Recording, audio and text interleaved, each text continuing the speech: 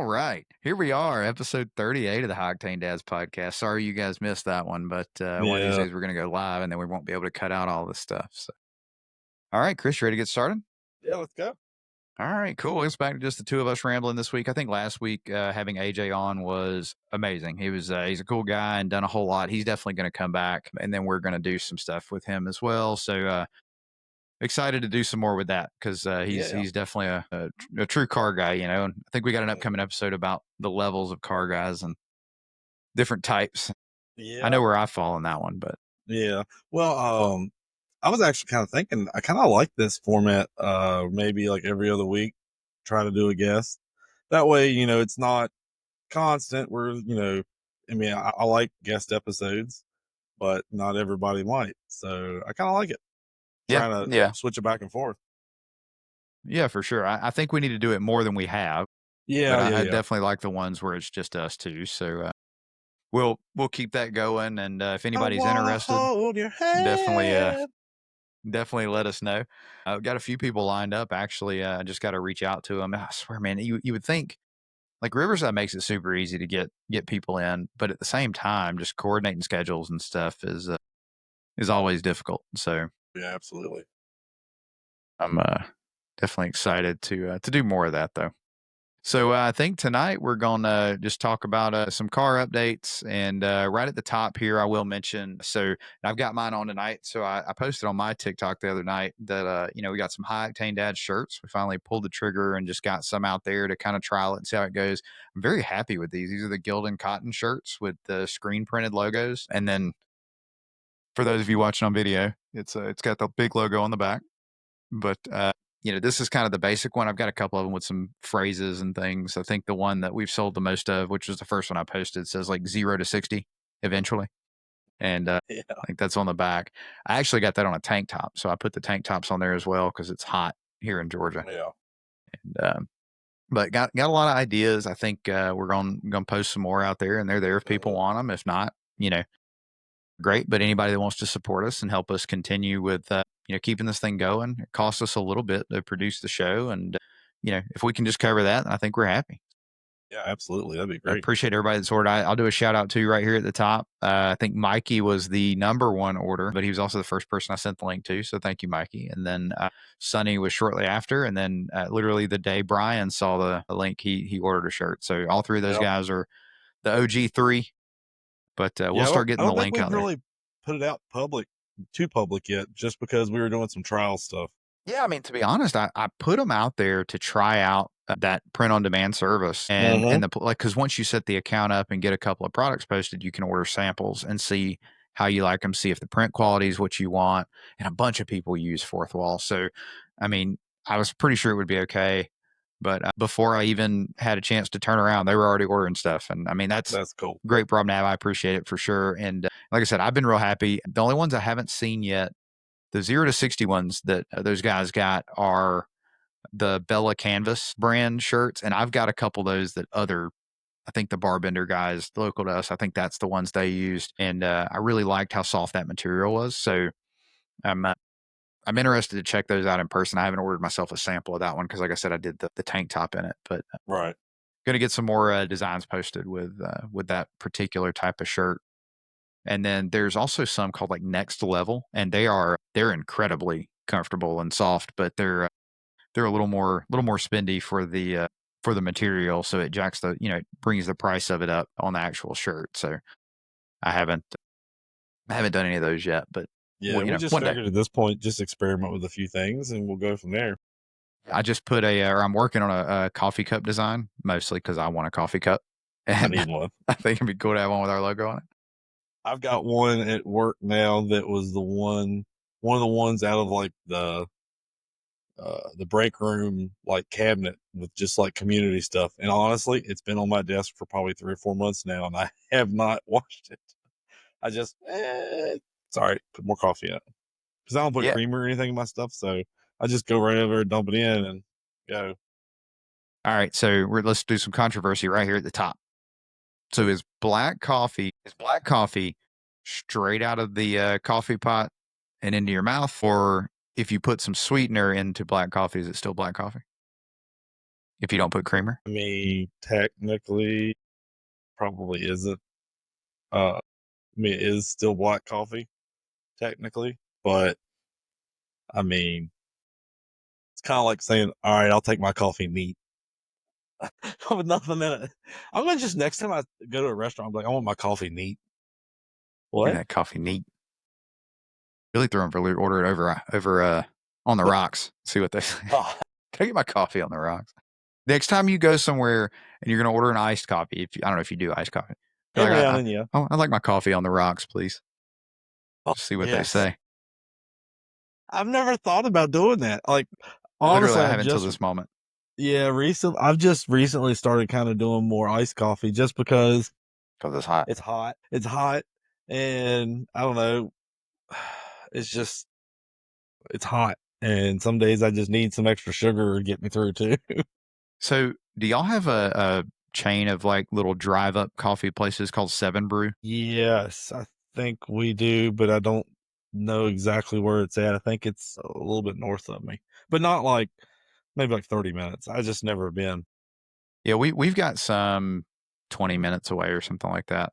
And I mean, crazy expensive for the most part. If you get any of the specialty drinks, if you're just not getting like coffee, but they have all kind of stuff. And like we don't do it much. Maybe every couple weeks or something. If we're out in town, we'll swing by and get one. But it's about the only place I ever get anything iced. And I'll tell you, they do like cinnamon roll or snickerdoodle cookie flavored coffee.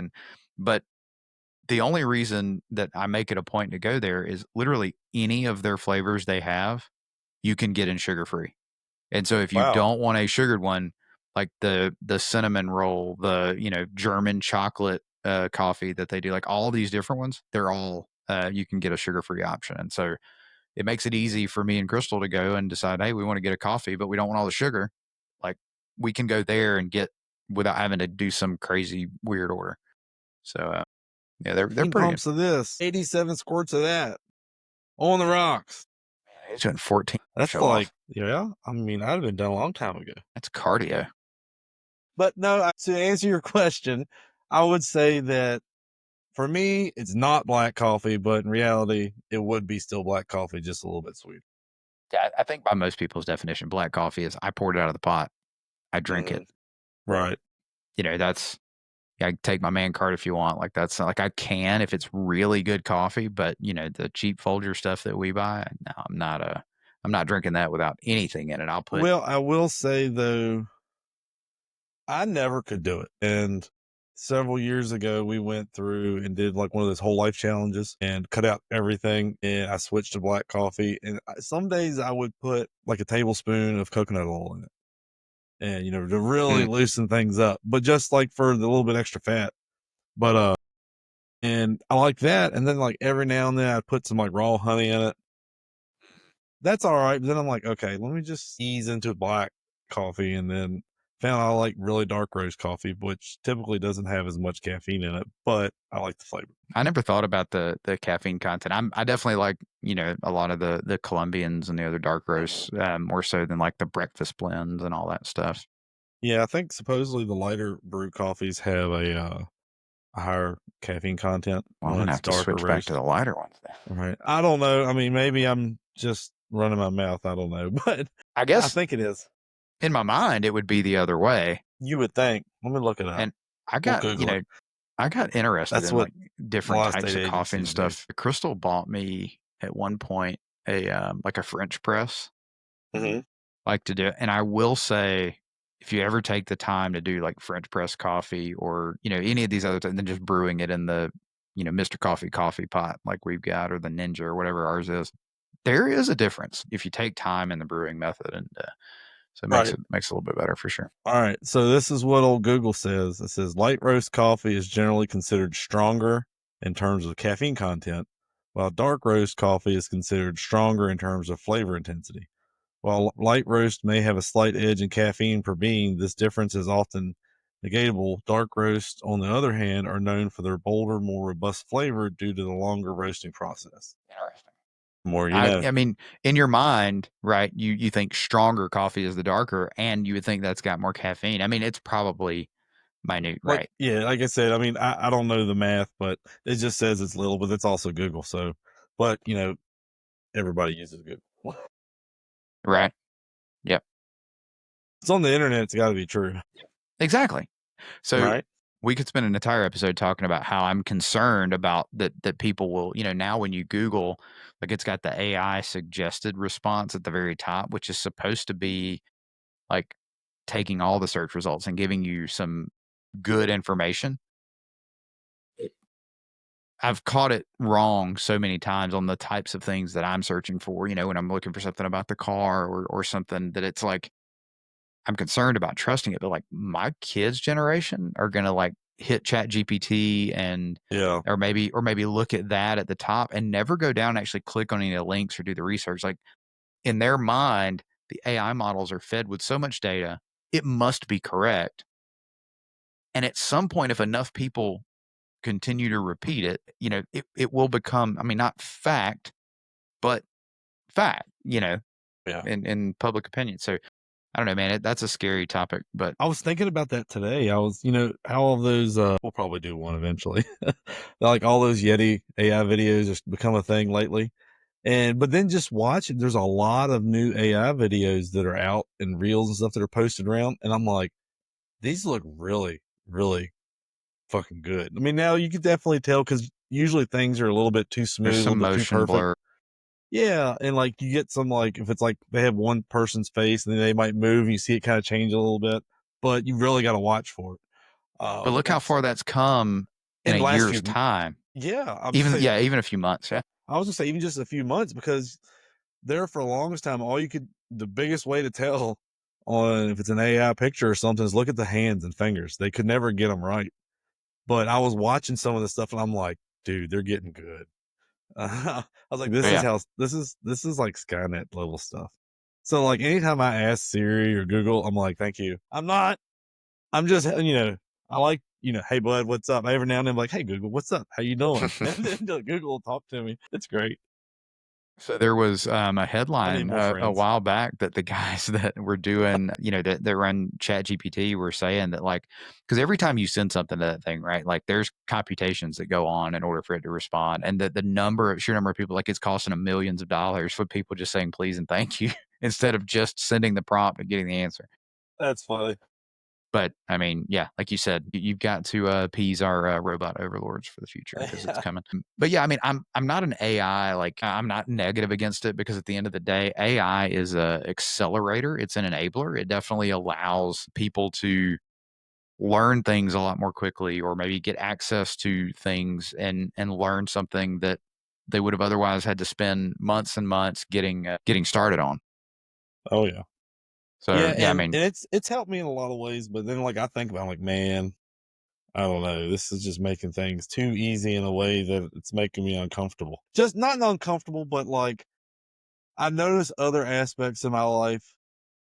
I don't know, just that you lack on probably from not working hard your brain like you were or something, your things are getting made too easy and then what you would be doing to be exercising that part of you is not getting the work that it normally would. So then you kind of feel weird. I don't know. well, It's hard to that explain. argument's twofold, right? If I can take the tedium out of my life and do some things and not have to do a whole bunch of crap, right? Right. That I can have the AI do, it frees me up to Yeah. think about the next level of things and to go deeper.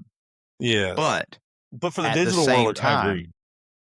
but at the same time, if you really think about it, there are a lot of tools and things that we have nowadays that make a lot of manual labor and things a lot easier than they used to be. Right. And while that's great because now we have more time to move on to the next thing, how much more out of shape have we become? How much more sedentary have we become because all these things that used to be such a manual task get done so much faster. And now we have to deal with that and like spend all this time in the gym, which is what I want to talk about today is kind of just diet and gym stuff and fitness and how that ties to mental health. But I mean, if you really think about it, if I go to the gym 2-3 times this week, it's still so much less than like the amount of physical um, effort that would have been exerted. So I'm fired up about that because I listened to the Dad Bods and Beards podcast, which is a fantastic name for a podcast, by the way.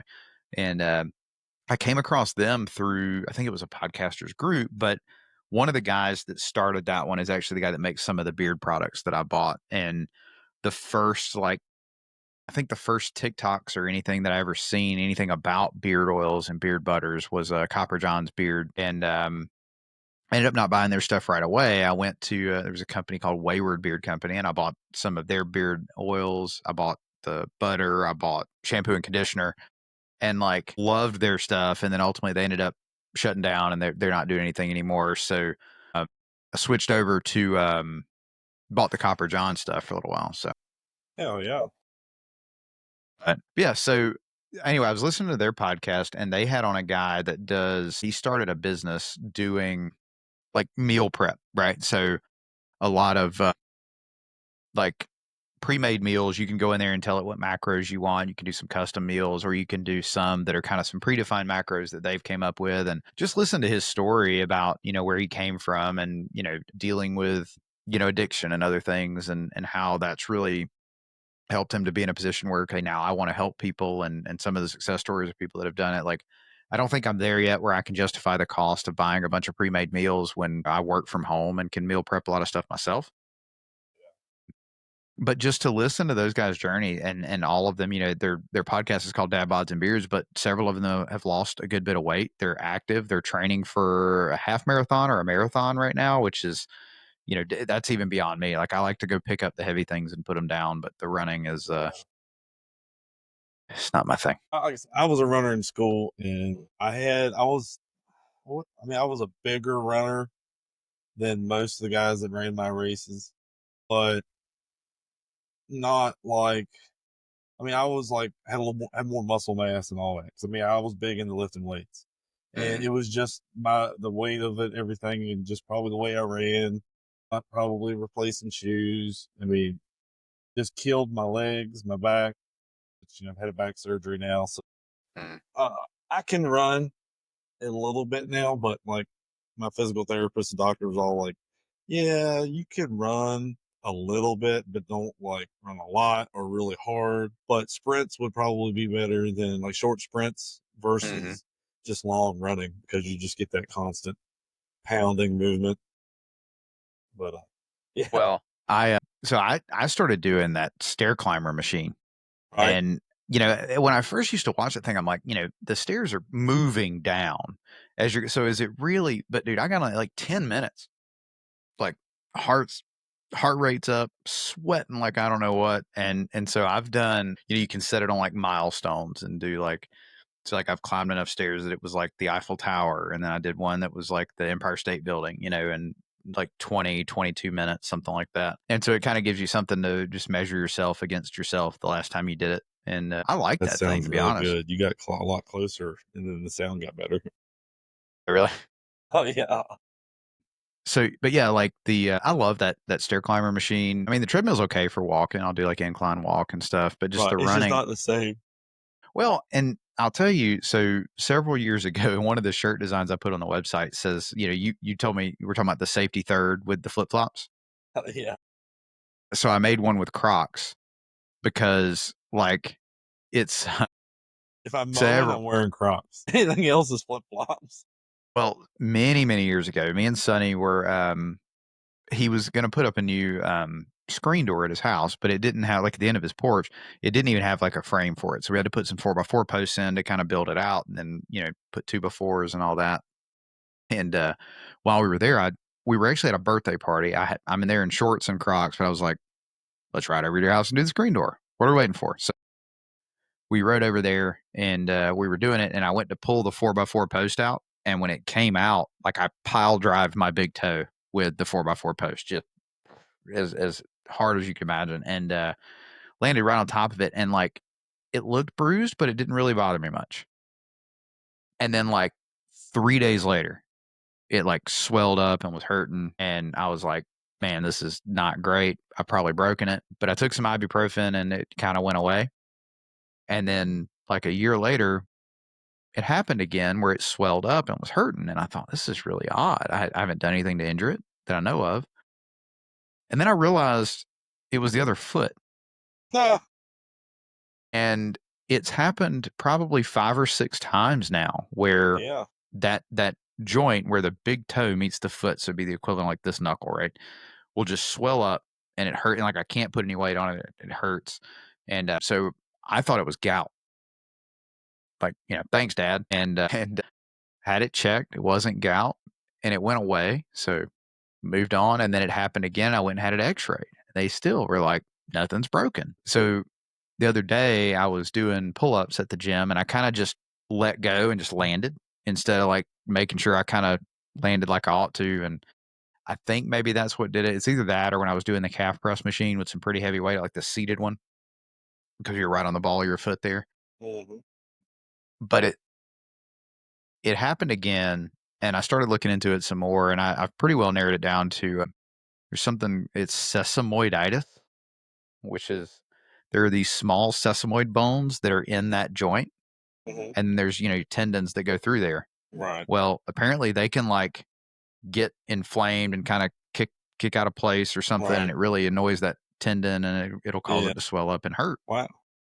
And so now that I know I'm sort of prone to that and it happens in both feet, and I was wearing Vans when it happened, so, I didn't have anything with, like, a lot of cushion insoles, so really just being careful about the shoes that I wear when I'm, doing anything where I might be jumping or running or whatever, because some people, it's so severe, like, they end up, like, it's called a sesamoidectomy. They literally have those little bones removed, Mm. and I'm like, "I do not wanna get to that point."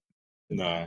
I went and bought some different insoles for my boots, like, I'm really gonna try to, you know, try to be careful with it. But yeah, so Yeah. I was dealing with that all last week. Like, I was gonna go do that other motor mount. I couldn't walk. Yeah. Yeah. I pretty much wear Vans all day, every day now.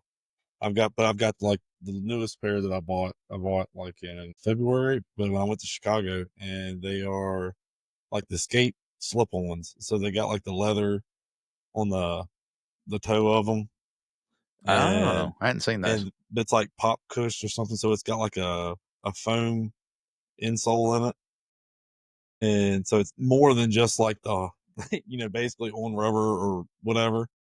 So it's got a little bit of an insole in it, but I wear those to work. And if I have to go out, I had to swap my boots on. But I mean, my last pair of those Vans, just normal slip-ons, I mean, they lasted a long time. But I ended up having to put a was it plastrophanniitis or whatever, however you pronounce it, insole in those in order for me Yeah. to wear them all the time.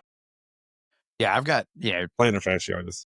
yeah, I know everybody wanted to spend this podcast hearing about our feet, but I've got pretty high arches and stuff. And so that's what I ended up. I bought some insoles that are high arch support with a softer heel, which is what they said was really good for this. Cause when you have really high arches like I do, like you end up putting a lot of undue pressure on the ball of your feet, especially with something high impact. And so that's what can cause it to really get bothered. And like I like slip-on Vans. I do like my Vans a lot, and I've got some that lace up, but I definitely like the slip-on ones. But the normal, just $50-$60 pair of slip-on Vans, they're a flat bottom skate shoe, which they're great for leg day. But like as I'm thinking back, it's like putting 400 something pounds on a hack squat machine or whatever, and then putting all that weight on the balls of my feet, and then doing calf presses and everything. Like probably did not help things, and I was in those Vans, which it's better to be in something like that. I used to do it barefoot, Right. you know, Right. but, I don't know. Well, like I've got a couple pairs of Chucks that I'll rotate in and out, and then I have actually a pair of lifters. Or if you've never tried a pair, they're pretty cool. I mean, they basically, first time you get into them, it feels like you got concrete on your feet, Mm. and it puts I know you some guys at the your gym that wear them, but I've never tried any. yeah, because it elevates your heel. Or if you ever tried like wearing your Vans or Converses and putting your heels on some like 2.5 or 5 pound plates and squat that way, makes a big difference. Hmm. Yeah, I've not tried that, but Yeah. maybe I will once my foot's still like, if I try to bend that joint, like it's at the point now where like I can bend it normally, it feels Mm-hmm. like, but it's still a little like there's like a knot, and it's still like I can't Mm-hmm. fully extend it like I normally would. And so I don't want to go. I'm skipping leg day for 2 weeks, but I'm doing it intentionally because I've learned if I push it and I go back to it too soon, I'm just going to injure it again. And then the cycle just goes round and round. Yep.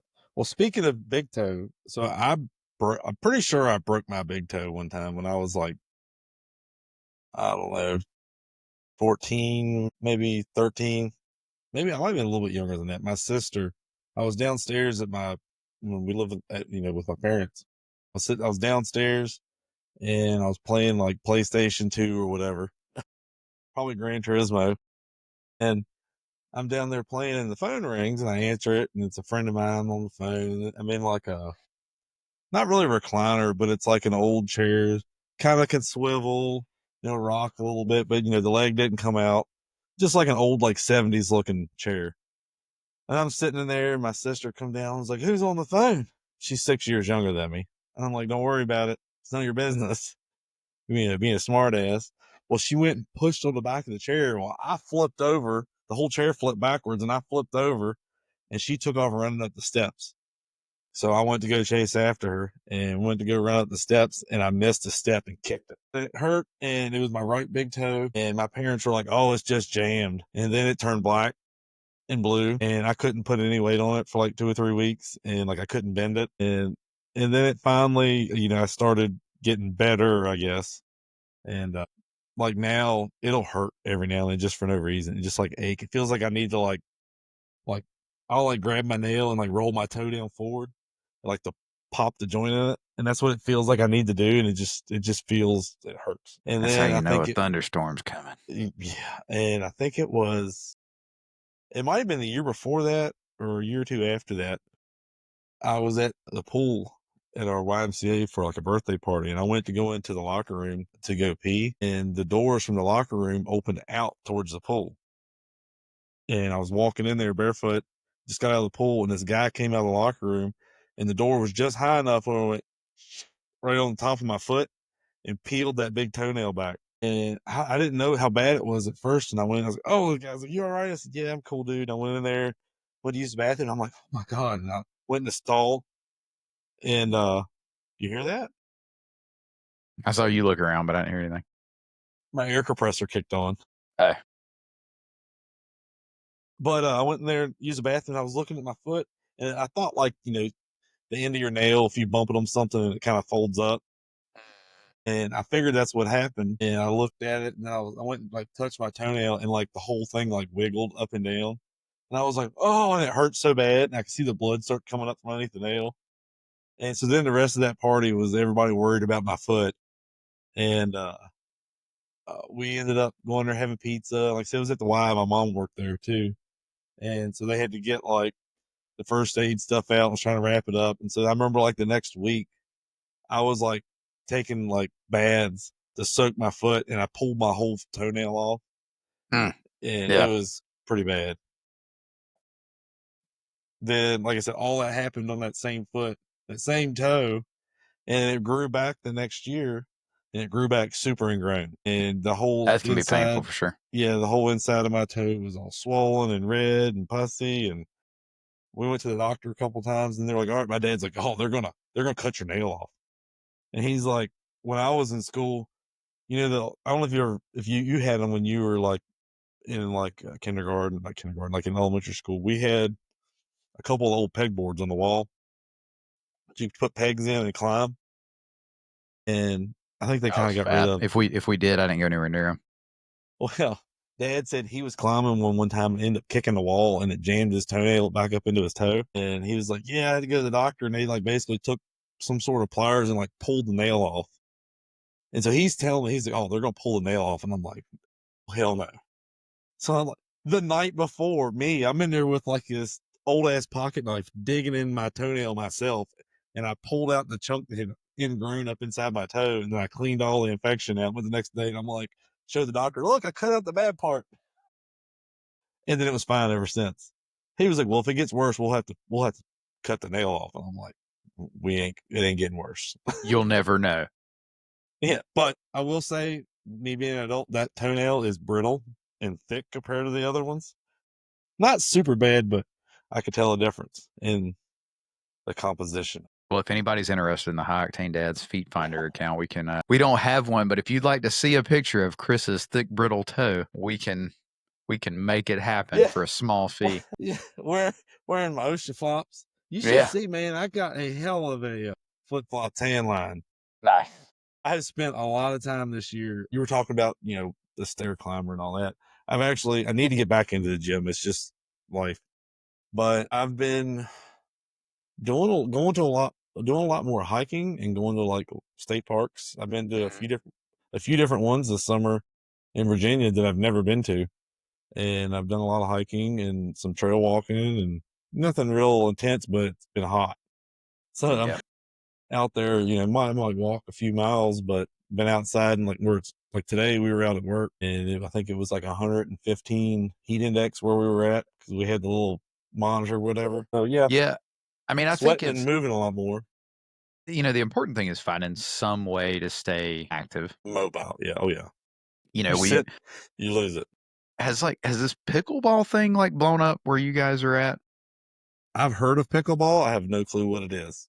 So our like the city next to us like has really embraced this pickleball thing, and it's a lot. It's like if tennis and like ping pong had a baby and they played it with a wiffle ball is what it looks like. Okay, there's not nearly as much running as there is in tennis, from what I can tell. It's just kind of some explosive movements one way or the other. You play it with a partner. And I've got some friends that have really gotten into it and trying to get me and the wife to play. Well, my daughter, she just turned 18, is starting school, and I think the college has got some courts. And so she's like, I kind of want to try this. And I'm like, I'm all for it. Like, if it's anything that keeps us active, right? Like, we'll give it a shot. So the city next to us has really embraced pickleball. And we have the world's largest indoor pickleball facility in this little city in central Really? Georgia. So what it is we had an old indoor mall that was one of the nation's largest two-story indoor malls for the longest time. Okay. But a lot of the stores have cleared out, so it's a lot of big empty space. So they have opened nice. They have opened this pickleball court in there, and you can pay monthly, kind of like a gym membership, and you can get you can reserve courts and come in and play. But it's like 36 courts, like Holy indoors. shit. So It's not, it's not like racquetball, is it? no, because racquetball, right, is like You do that like inside in like a little floor, a room, and complete. yeah. Yeah. I used Yeah, to this like is doing that. I didn't know the rules. I just like going there and knocking the shit out of them. yeah. And just run. I mean, but you could like running around chasing it and hitting it. Yeah, I mean, I think if you took like table tennis and made it just like, but with a full size ball and with a racket, and you're like, you can run back and forth, so it's bouncing off the ground, not a table, right? I mean, I'm butchering the rules probably, and I'll send you some stuff about it. But anyway, we're probably gonna go try it out. But I mean, again, it's something that gets you active, or going and walking, and just And right especially now with the heat. even if you don't like enjoy the actual movement or whatever the game is, I bet you guys will have a blast because Yeah, it'll be a mess and it'll be fun. yep. It's not like crazy expensive to get started in. The rackets are not that high. And most of the places now have like you can get some and try it out and things like that. So we're gonna do that. But like for me, I've started. I read the book Atomic Habits and have just kind of been doing some things like dealing with ADHD and stuff like that. Right? Like everybody goes, oh well, if you want to start a new habit, just like at this time of day, I do this thing and have this structured day, and I work out at the beginning of my day, and then that does not work for somebody with ADHD. It just doesn't. I'm not going to go at 6 a.m. I head to the gym and work out every day. And if I miss my 6 a.m. workout, blowing my day. If I miss my 6 a.m. workout, it's like my brain and world is chaotic, and that's just how it is. But the book talks about habit stacking. So you take something you already do, and you say, "Hey, when I do this thing, I'm going to do this thing." And because it's atomic habits, it's small little bite-sized things. So it's like if your goal is to make a habit of reading more, when I lay down in bed, it's a habit I already have. I'm going to read one page of a book. That is an atomic, microscopic, bite-sized piece to that habit, but you're building the connection, the neural pathway that when I do this thing, I do this thing. And you'll find that one page becomes, the hell am I only going to read one page? And then now you've read 10, right? And then eventually it's where your habit is that when I lay down in bed, I don't turn the TV on, I read. You might read a few chapters or whatever every single night. I heard a story years ago about a guy was struggling to get in the gym, was very overweight, but really wanted to make some changes, right? Well, he literally would get home from work, and when he got home from work, he would put his workout clothes on. And when he put his workout clothes on, he drove to the gym, but he Yeah. wouldn't let himself go inside. I had to drive to the gym, sit there for 5 minutes, and drive home. But then after about the third time of doing that, he's like, I'm in my workout clothes. I've driven to the gym. I'm going to go into the gym and I'm going to do one set. And at some point, a switch flips and you go, I don't want to do just one set. And so now you just do a workout, right? But it's starting that initial path It and doing that is. thing. And so, I've been adding in when I brush my teeth, I'm going to do 30 push-ups. I mean, it's a silly connection to make, but it's like every day, twice a day, I know I'm doing 30 push-ups every day.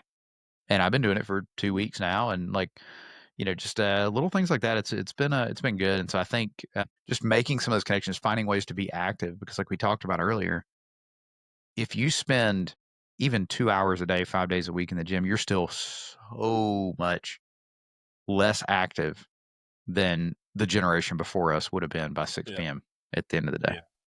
Yeah. Absolutely.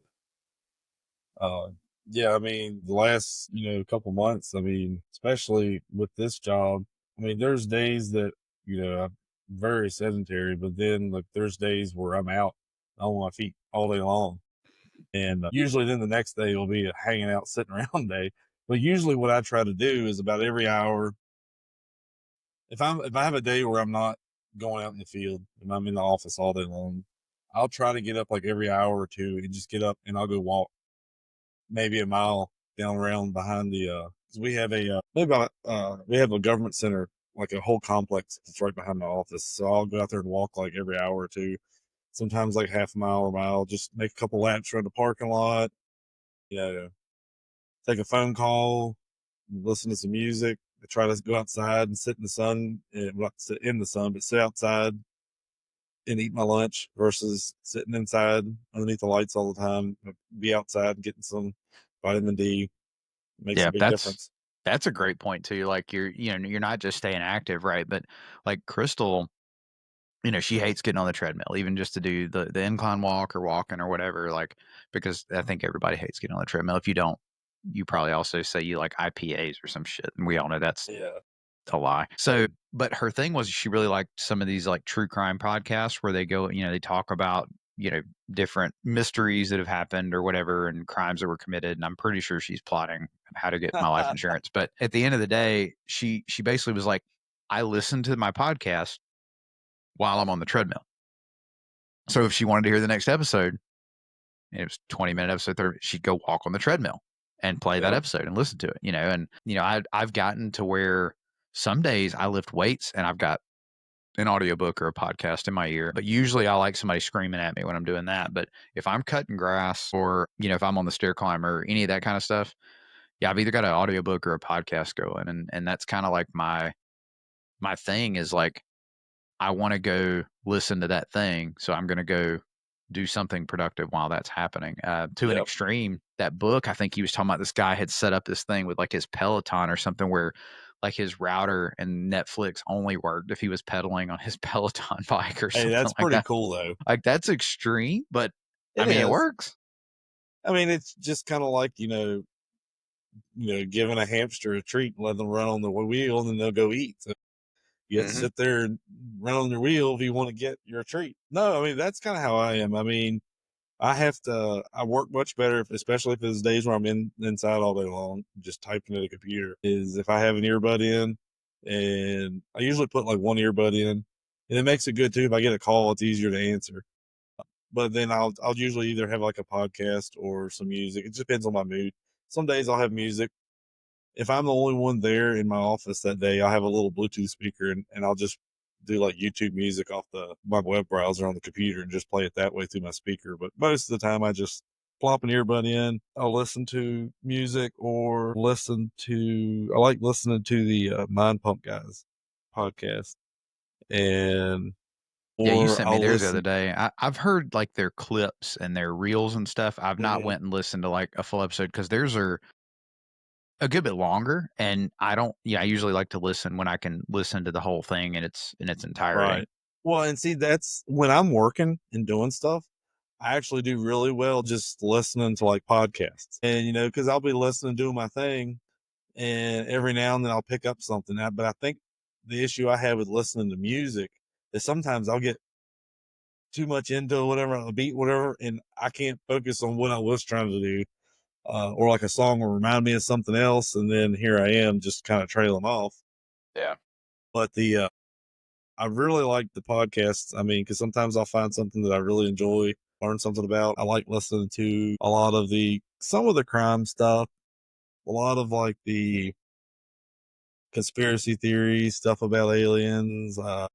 You know, like I listened to one about like the Salem witch trials, and I've listened to like a lot of stuff on MK Ultra, the moon landings, all that stuff, all the serial killers stuff I've listened to. Yeah, I don't know. When I'm picky about my podcast, which is funny because we put out one that, at least right now, as we're still filling out like format and things like that. Like I wouldn't say it's the pinnacle of podcasting by any stretch, but it's authentic if nothing else. And that's there's two things that I look for in my podcast. And one, I want good authentic content, people that are actually just doing it because they enjoy doing it and they enjoy the audience and the community. And then just it's got to be something that I can usually learn something from. Like there's one I just started listening to. It's called the Terrible Photographer Podcast, and Yeah. it's really raw and it's really honest about burnout and imposter syndrome. And it's from a guy who was a photographer professionally. That's how he made his entire living. For me, I'm more. I do it, and if I can make a couple $100 that pays for my Adobe subscription for a few months, like Yeah. great, that's Yeah. really more my goal, but his is really good. He goes into some technical stuff, and then he talks about the business side, and then just balancing life and then creating art.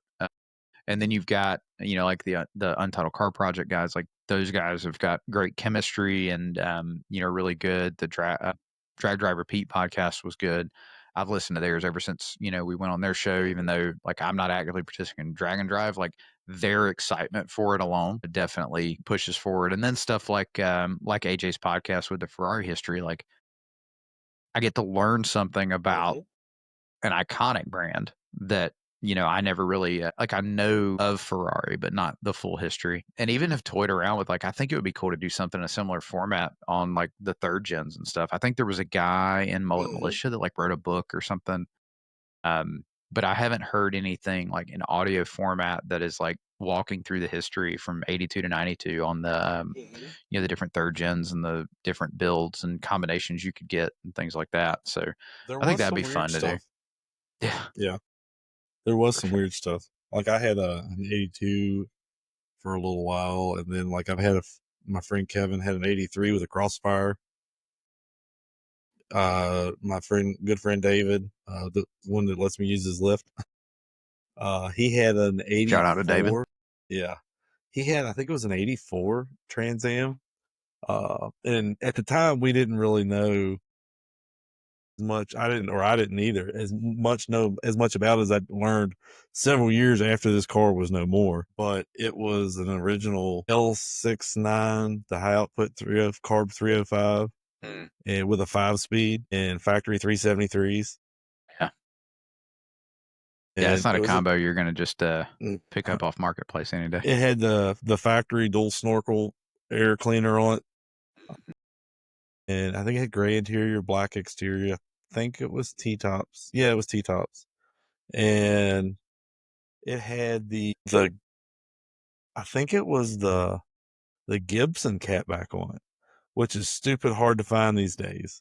And it was a single exit catback that you could get stainless. And there was only a couple of them. There was the old SLP 2 on the left, but he was like, it's like a 3-inch exhaust, but it's not very loud and whatever, being kids. He ended up going through and tearing it all apart, going to do all this stuff. And then he moved and they pulled the engine out, and the engine from his car actually ultimately ended up in my car, my Trans Am. I actually tore it down and had it rebuilt, and just a basic, that was the first engine that I built.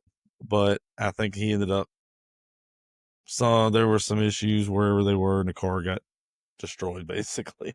So I Dang. don't know what happened to it, but yeah, unfortunately. But like it's time we didn't really know all that stuff was, stuff that was a kind of a well put together factory car. And but it is what it is. Well, I think it's like, my granddad talks now about having a 57 Chevy back in the day and selling it for what, 3 grand or something, Mm-hmm.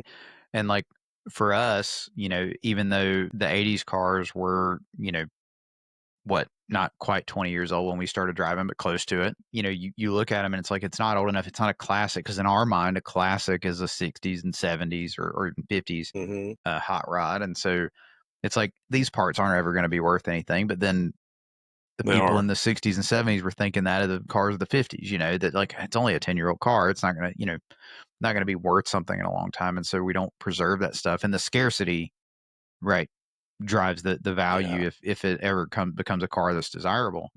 But it makes me wonder.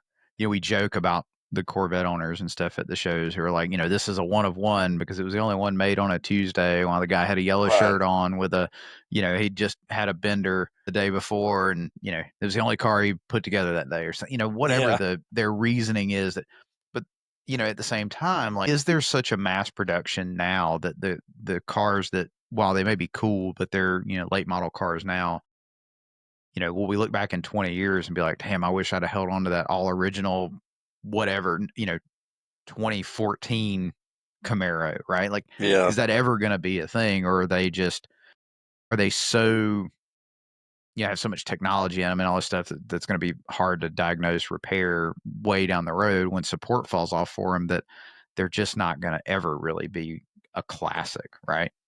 Well, third gens are definitely coming around as far as values and stuff. And honestly, I kind of hate it just because I'm cheap and I want all the third gens.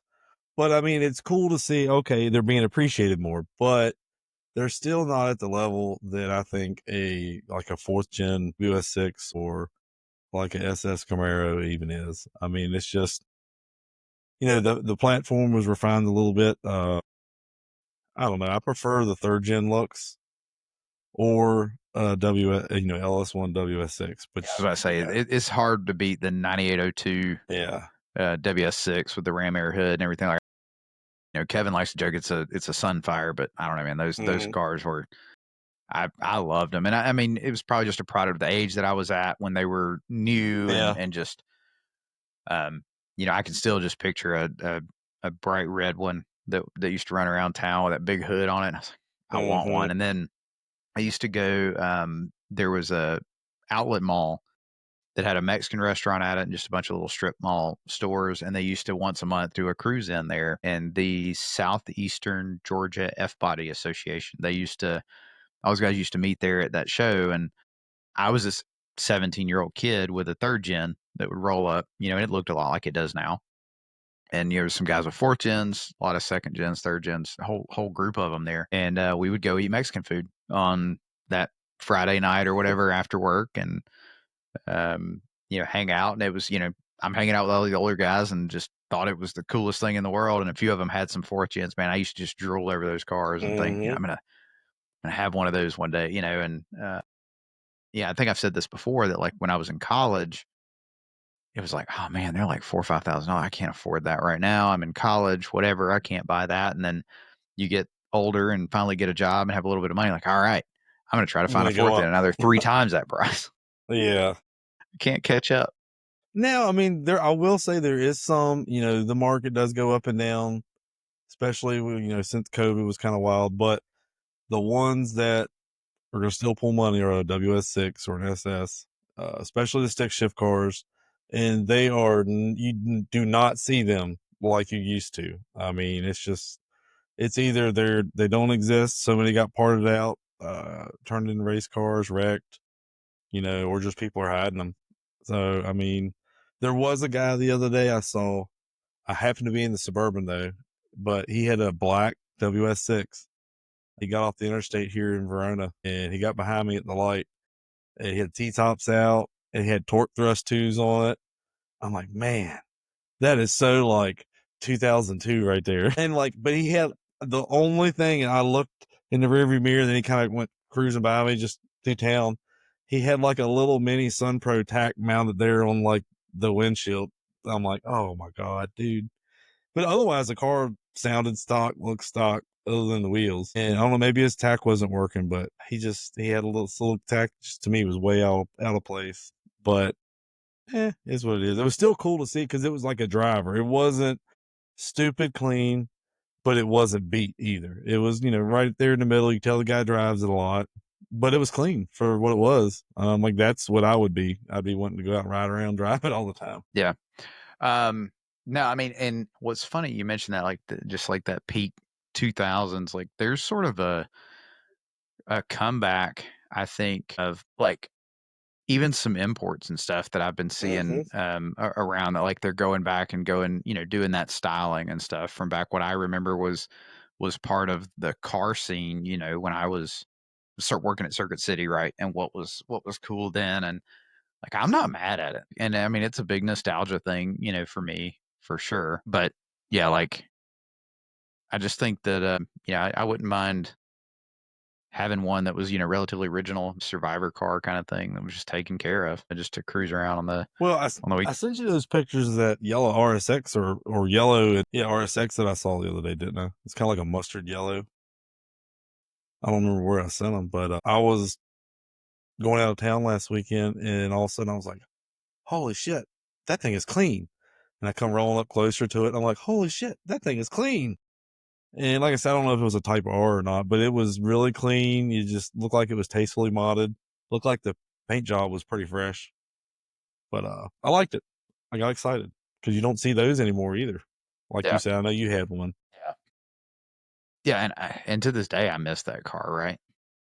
Like, I don't know that, wow.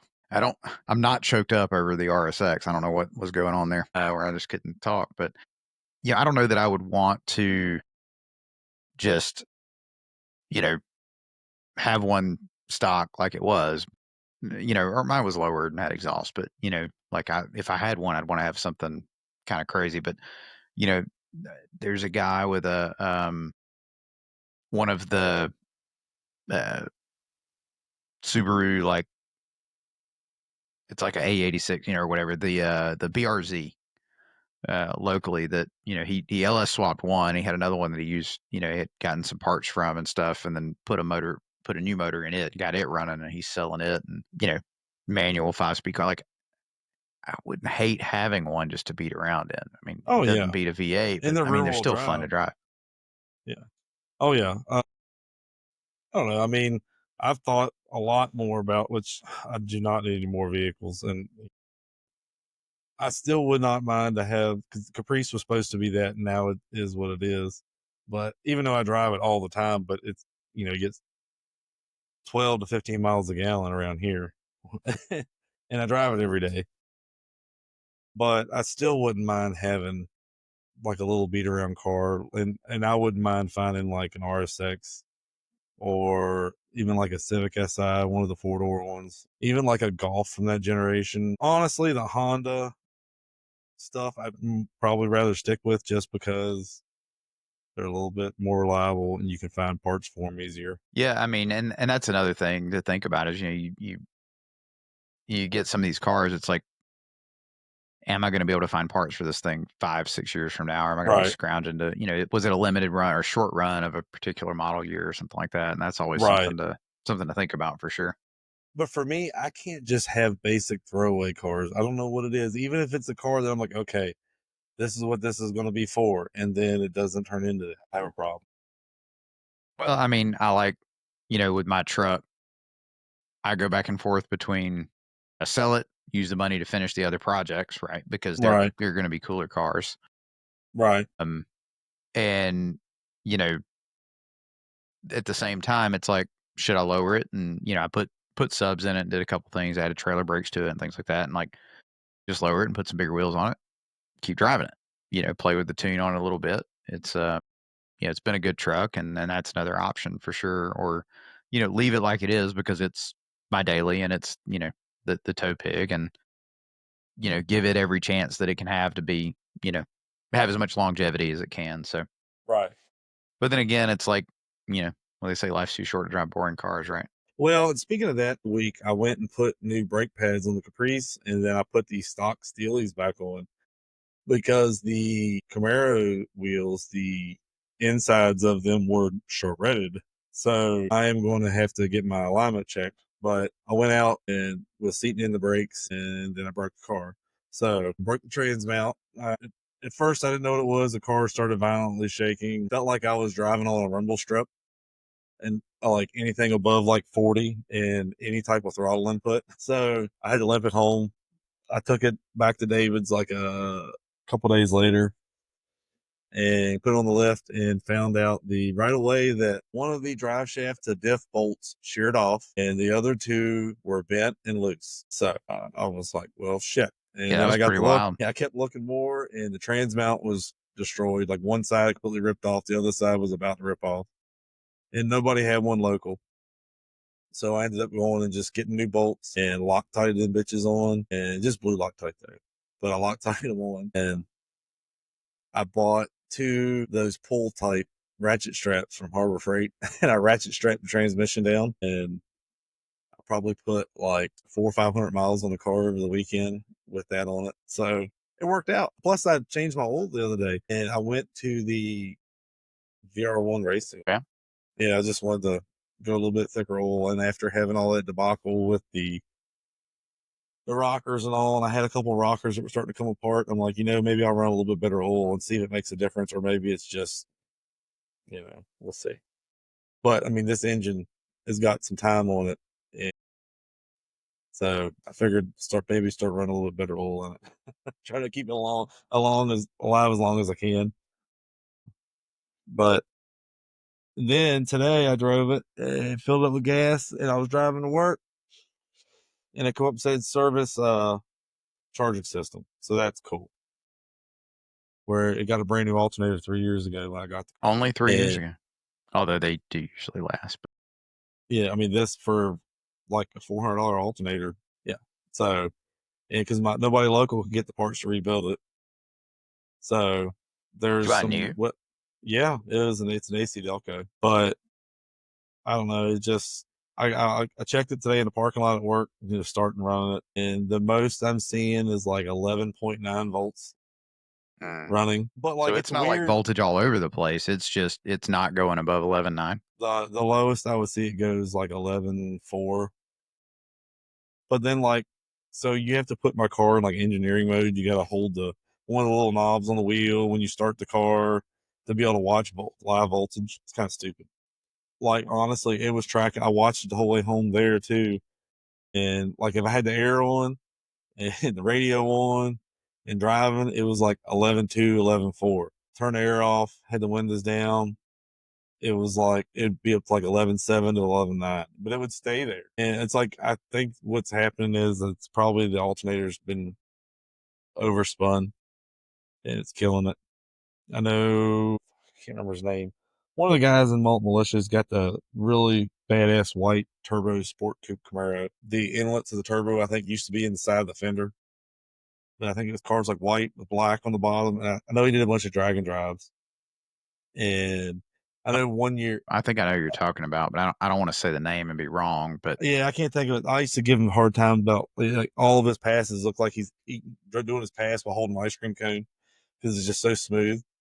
And I think one of the events he had the hood blow off of it or something. I think the car runs in like the 7s or 8s. And he drives it everywhere. Yeah. yeah, And he maybe I'm wrong. Maybe it's not that fast, but I think it is. But he we're gonna go with that until somebody proves us wrong. yeah. But I think I remember seeing several years ago on one of the Dragon drives he was on that he kept killing alternators, and they were talking about overspinning it.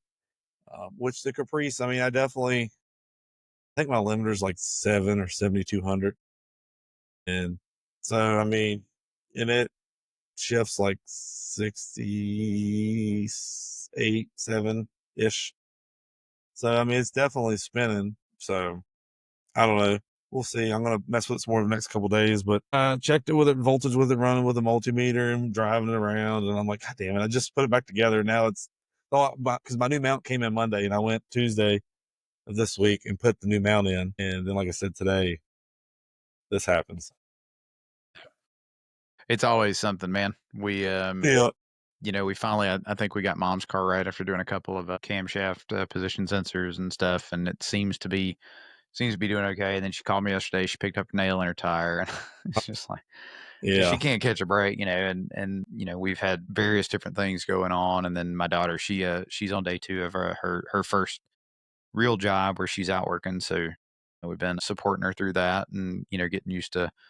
Like, she's done some summer work and stuff like that, but really, kind of getting out on her own and getting ready for something for while she's in college. So excited for her for that. Just getting ready for the kids to go back to school, and yeah, there's always something to worry about for sure. One of the things we got to do over the long weekend for the 4th of July holiday, Sunday, my foot was finally feeling enough better that I could like put some weight on it. We went out and saw the F1 movie, which we talked about with AJ. We were going to probably do like a review episode on. I won't drop any spoilers here today. I got to admit, I was a bit surprised, both with some turns of the story and things like that. But I think as somebody who's been watching F1 for longer than I realized, but following it closely for a few years, like it was great to watch, Mhm.